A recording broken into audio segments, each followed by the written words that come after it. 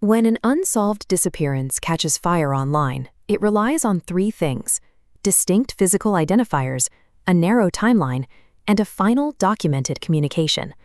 Kimberly Marie Blackburn possesses every single one of those traits in high detail. Before she disappeared, she gave her mother a specific warning tied to a family milestone, effectively predicting her own vanishing. Her physical profile includes a coloboma in her right eye. A coloboma is a congenital condition where a DAC in the tissue leaves the pupil shaped like a distinct keyhole.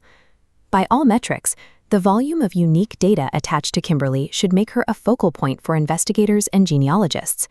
Yet, to this day, the case remains remarkably obscure. A search for Kimberly's name today reveals the extent of her invisibility. There are no Wikipedia entries, no professional documentaries, and zero YouTube videos. Outside of a few niche cold case forums, her history is preserved almost exclusively within a single official database, NamUs, file number MP5007. NamUs is the national system used by law enforcement to track missing and unidentified persons. She has been missing for over 42 years without a single verified trace or a sustained public campaign to find her. The central question of her case is how someone with such an extensively documented trail can remain so hidden from the public eye. This breakdown of Kimberly's NamUs file showcases raw data preserved for decades. We have exact demographics: a 24-year-old white female from Indianapolis, 5'5", black hair, brown eyes. Her physical markers include a keyhole pupil, a rose tattoo, chemical burns, and prominent shin scarring. This density of biometric data provides a clear path for comparison against modern Jane Doe records and DNA profiling. To understand her disappearance, we have to look at her environment. Kimberly moved through the transient, high-risk landscape of the 1980s American highway system. Her lifestyle involved frequent arrests for drug offenses, theft, and sex work. On the street, she was known by aliases like Bad Beaver and Rosanna.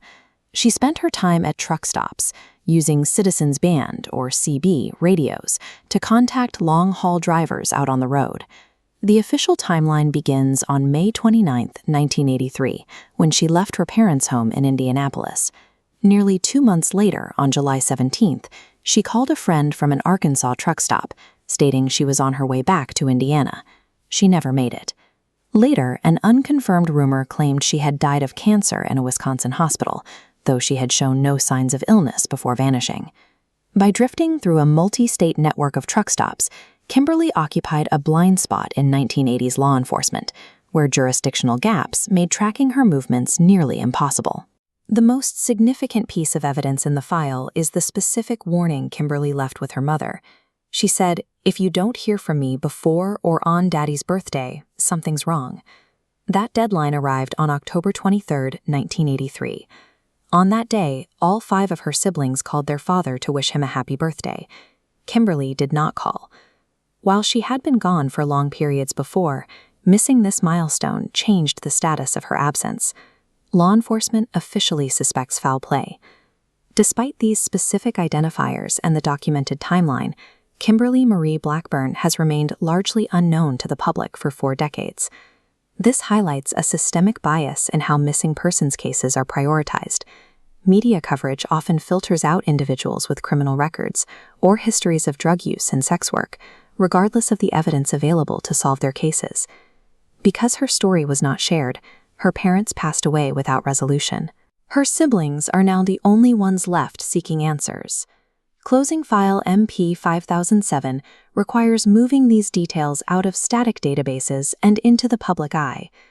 Genealogists and researchers should look for her specific markers, the rose tattoo, shin scars, and rare keyhole eye, to cross-reference against existing Jane Doe records.